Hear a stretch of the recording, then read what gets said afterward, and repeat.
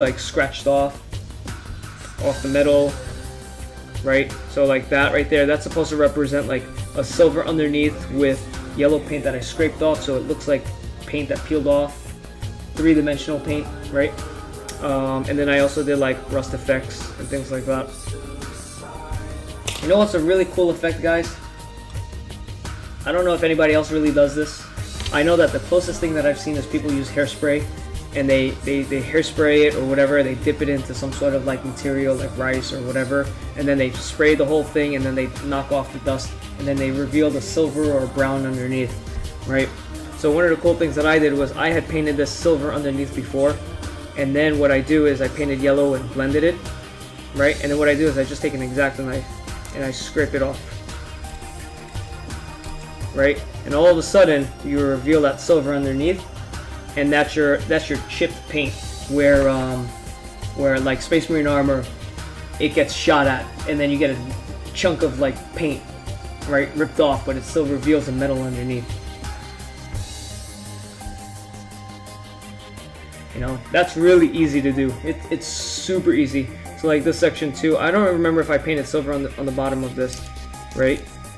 But there you go. Look, you can reveal the red underneath. You got some nice, cool, natural, like like no straight lines. It's not made like, you know, I didn't do it perfectly, but you get chipped armor look beautifully, and it's amazing how you can get effects done.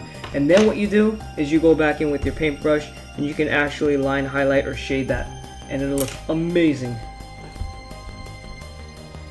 Yeah, so that's another new tech nobody knows about. I don't know anybody else who does that, honestly.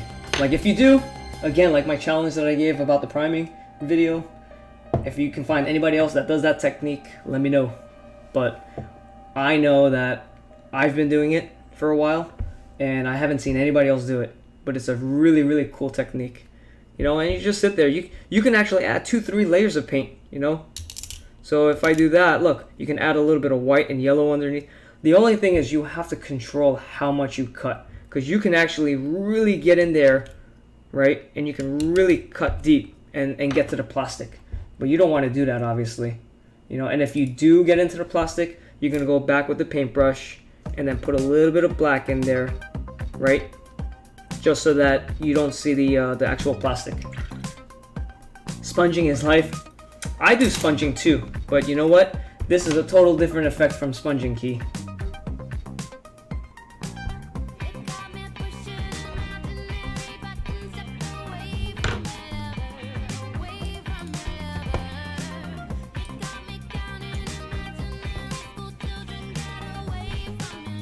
Nice piece, Key.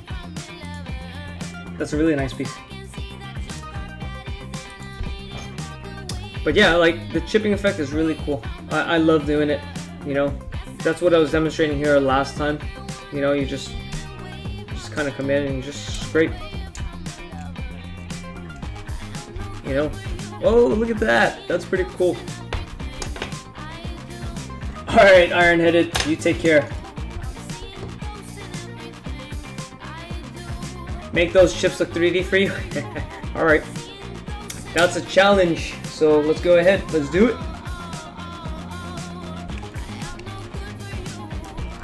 So let's go ahead. We got some black paint.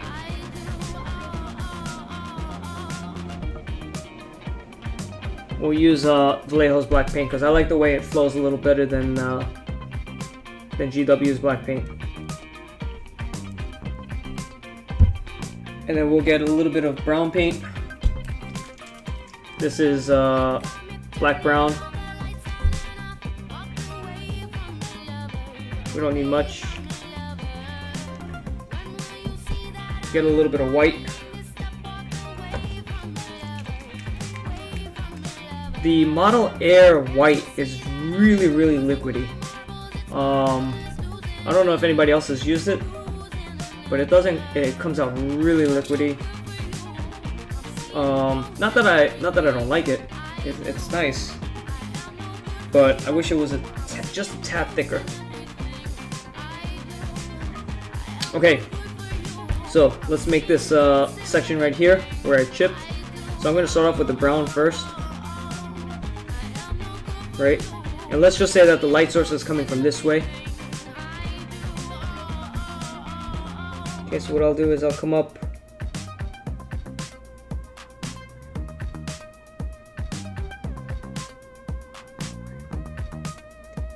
just under here.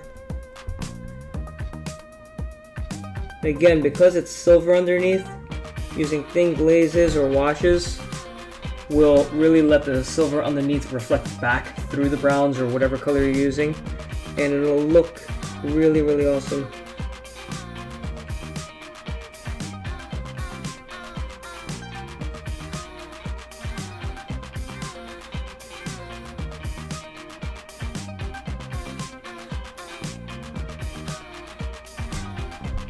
So again, I'm just using watered down brown over here.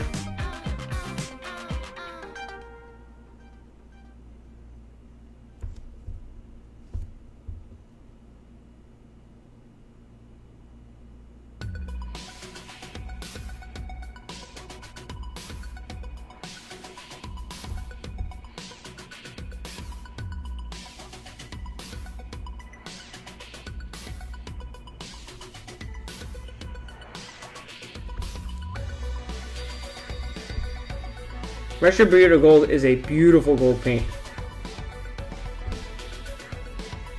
But it's not just your regular water-based acrylic paint, I think it's like more of a liquid gold paint.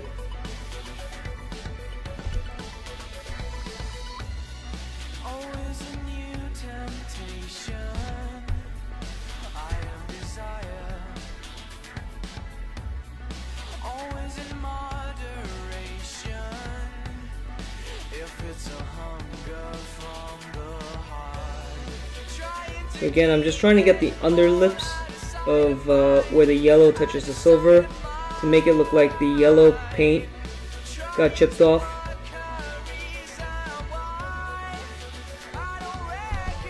Right, as you guys can see, it's starting to look... Here, let me actually zoom in a little bit for you guys. Okay, so I started actually putting a little bit of brown paint in there to look like it's the underside, where the light is actually reflecting off the yellow and not reaching the silver. So now what I'm going to do is I'm going to actually go in there with the black paint and just catch right next to the yellow.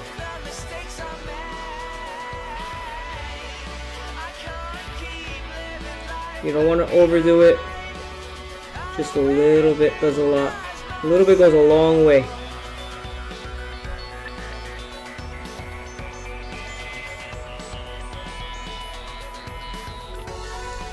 So there goes the black that I added. Right. So technically, I don't remember what yellow I used on this. So yeah, it's been a while since I used the yellow. But let's just imagine that I use the yellow. I'm going to use the yellow and the white mix. You know what? Let's use the yellow and white mix actually. Oops, sorry about the shake. I'm just going to use Uriel yellow because I think that's what I used. I don't remember if that's what I used, but we'll just pretend it is.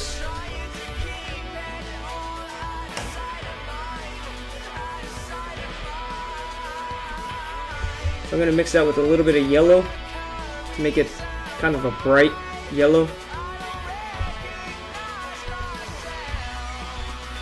And then what I'll do is I'll highlight number one right next to the black where the yellow is.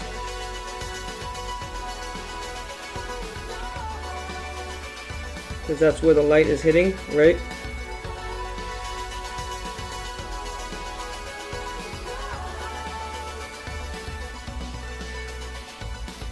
And again, very little bit, you don't need a lot.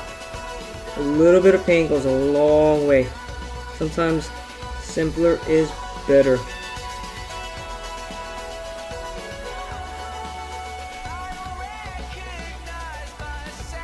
Okay, so there's a little bit of yellow. And then what I'm going to do is I'm going to take that same yellow that I just mixed right now and painted, and I'm going to hit up on the opposite side of where the silver and yellow meet.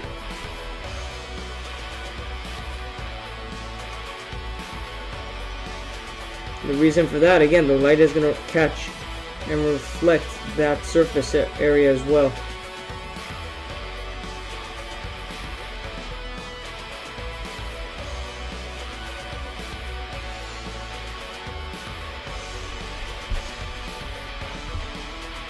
Less is more, exactly.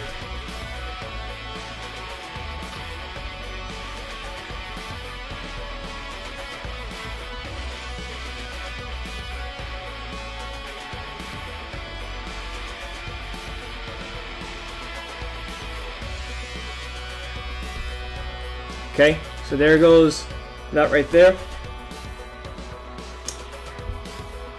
Now, if you want to really make it a little bit more extreme, right? You just get pure white paint. And you got to do even less, believe it or not, less than the yellow, which can be a pain in the ass. But you get just a glimmer of that white.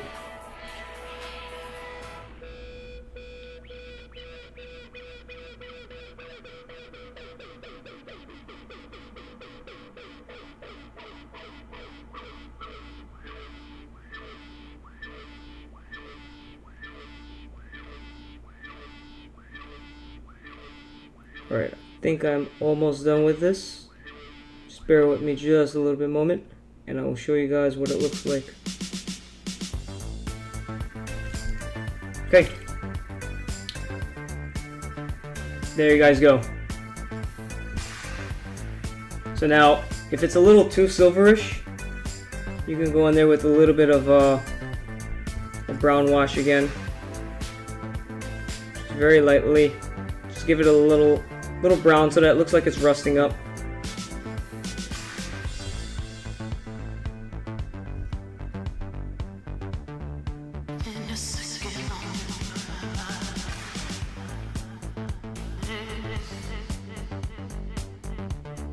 Does that look real enough for you, Kenny?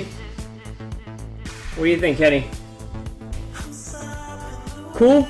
Good? No good? Is that what you were looking for?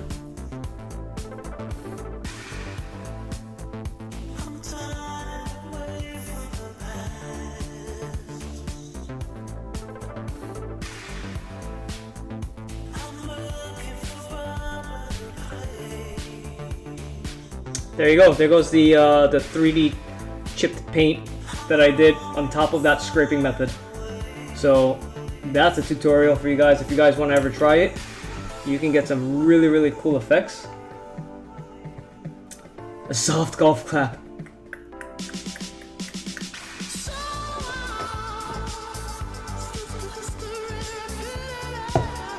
And then if you want, you can, again, obviously you guys can take this up above and beyond. You can spend hours on this. You can throw a little bit more black in there. You can throw a little bit of orange in there for rust. It's classy as fuck. That's when you just sit there, you're just like, you just...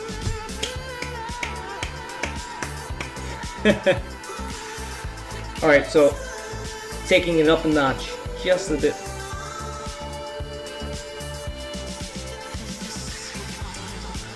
Troll Slayer Orange. Troll Slayer Orange. Just a touch of that. Nothing too much. Just a very light touch. Okay, take that, and you don't want to throw it on the silver. I'm going to throw it a little bit on the brown. And the reason for that is that, again, you want the brown to show through the orange paint.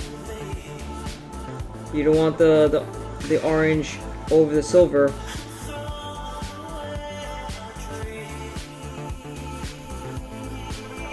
You want that orange showing through the brown, or the brown showing through the orange, I should say.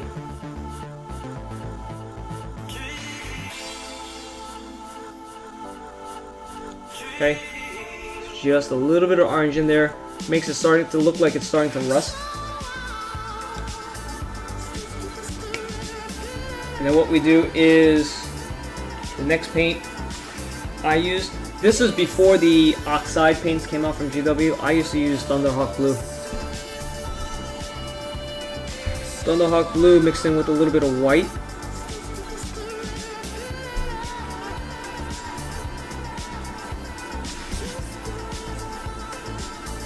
Right, it's almost like a 2-to-1 ratio of white to Thunderhawk blue. And then what you could do is you can actually go in there.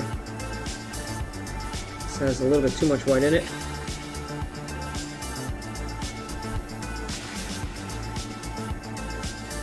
But you can actually paint rust.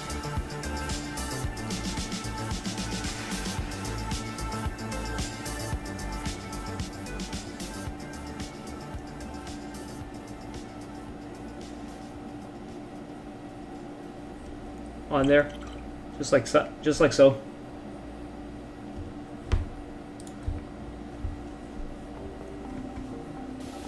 Golf clap.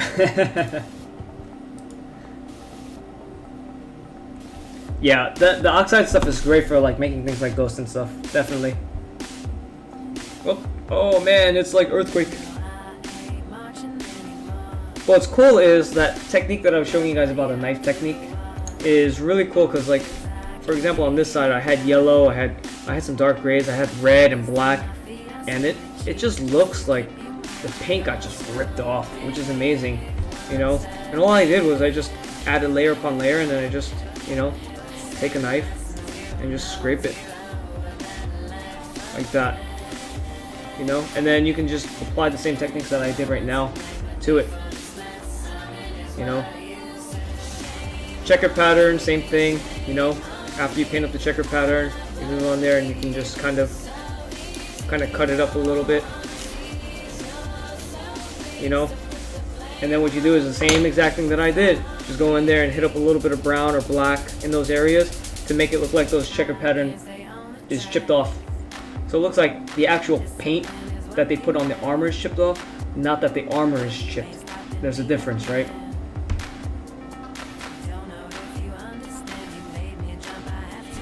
So I think I'm probably going to take that as a highlight for my stream. I'm probably going to list it up in my VODs so that everybody can see what I did there. So hopefully you guys enjoyed that piece right there. Hopefully it made sense to you guys, what I did for chipping. And now he was talking about sponging before. If you guys don't know what that effect is these small little divots over here. These are actually painted on using brown paint. That happened to be scorched brown at the time. Using a piece of foam or sponge, and then just dapping it very lightly on the model, letting it dry. And then the streaks that I got were actually brown paints and pigments that I took and I just streaked it down. This is good? You like the tutorial? Duels! F that, man. Go look at the VODs. I'm not gonna repeat the whole thing. Having a hard time figuring out how to paint a black cloak. Put the base as pure black and made great wash for it, but I don't know what to do for highlights. Have I ever done bullet holes? Yeah. So I've done chipped armor, like this piece right here. This is actually like painted on.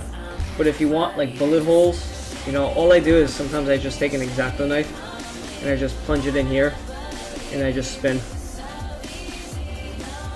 Right? And it creates a small little divot, right? You can make that as deep as you want, you know, like you can make it deeper for like larger caliber rounds, or not as deep for small arms fire, right? And then what you could do is you can actually take that divot here and then just cut small sections of the armor around it, like this, you know. And what you'll do is you do that all the way around, and you'll get like little fractures in the armor so that it looks like the bullets hit it. And then what you do is you go back in with, like, say black paint or something like that, and then you can actually fill that section. I would actually fill it with silver first.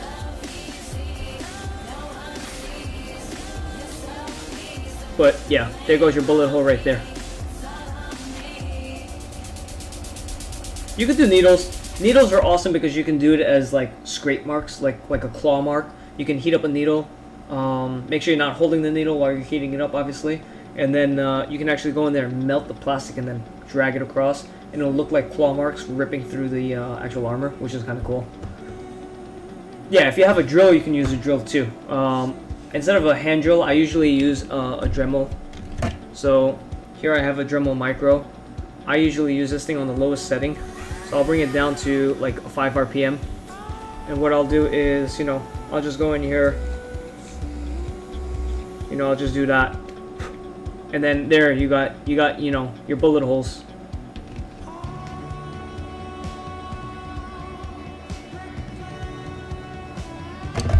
So there's a ton of stuff that you guys can do, you know, with when it comes to armor chipping or when it comes to battle damage. It doesn't have to be like, you know, factory new, like it just got out of like the factory. You know, if you want to put battle damage and stuff like that, it's pretty cool that you can, the cool effects that you can get out of it. And all I did on this one was I took the black paint almost like a wash, right? Here I just water it down. Here's the loaded brush with some black paint, and look, I can just brush it on, you know, and like get the cool effect of letting that wash fill into the cracks and crevices, and then you just brush the rest off. I think I brushed too much off there, you know.